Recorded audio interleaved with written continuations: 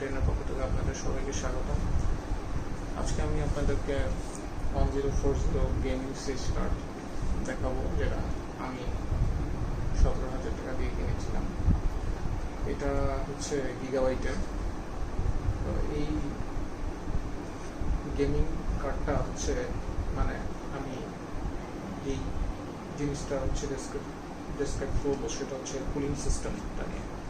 দেখেন, আমাদের সিস্টেম বক্সে যে কুলিং ফ্যানগুলো আছে সেগুলো প্রোপেলার সংখ্যা কিন্তু কম থাকে, কিন্তু এই কুলিং সিস্টেমে দেখেন 2টা প্রোপেলার ইউজ করা হয়েছে এবং প্রোপেলারগুলোর সংখ্যা কিন্তু অনেক বেশি। প্রোপেলারের সংখ্যা বেশি হওয়ার মানে এই না যে এটা অনেক বাতাস দিবে। প্রোপেলার সংখ্যাটা তখনই বেশি করা হয় যখন হচ্ছে একটা ফ্যানের ম্যাগনেটিক ফিল্ডটা স্ট্রং থাকে, মানে সে অনেকগুলো প্রোপেলার ক্যারি করার মতো। তো অনেকগুলো প্রোপেলার ক্যারি করার কারণে এখন হচ্ছে কি, সে তার আরপিএমও অনেক বেশি, সে অনেক বেশি আপনার উইন্ড প্রডিউস করতে পারে। তারপরে হচ্ছে এর ভেতরে ঠিক ফ্যানের ব্যাকএন্ডে রেডিয়েটর রয়েছে, এবং রেডিয়েটরগুলো হচ্ছে আবার কপারের পাইপ দিয়ে সেটা জিপিইউর সাথে কানেক্টেড, এবং পিনগুলো খুব সহজেই রেডিয়েটর হয়ে ঠিক কুলিং ফ্যানের কাছাকাছি চলে আসে এবং কুলিং ফ্যান সেটাকে খুব সহজে বের করে দেয়। তো এই কারণে এটা অনেক সাস্টেইনেবল, অনেক পাওয়ার কনজাম্পশন কম হওয়াতে যে কোনো ডিভাইসের যদি পাওয়ার কনজাম্পশন কম থাকে তাহলে সেটা সাস্টেইনেবল হয়।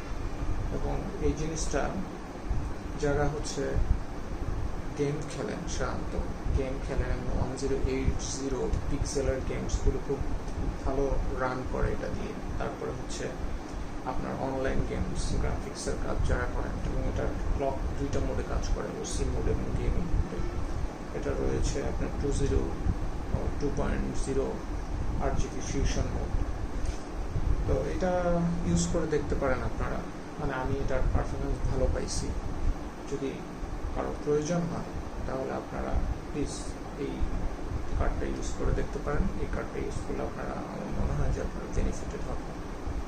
তো নেক্সট আপনাদেরকে অন্য কোনো ব্যাপার নিয়ে হয়তো ডিসক্রিপশন দেবো। আজকে এই পর্যন্তই। ভালো লাগলে লাইক, শেয়ার এবং সাবস্ক্রাইব করতে ভুলবেন না।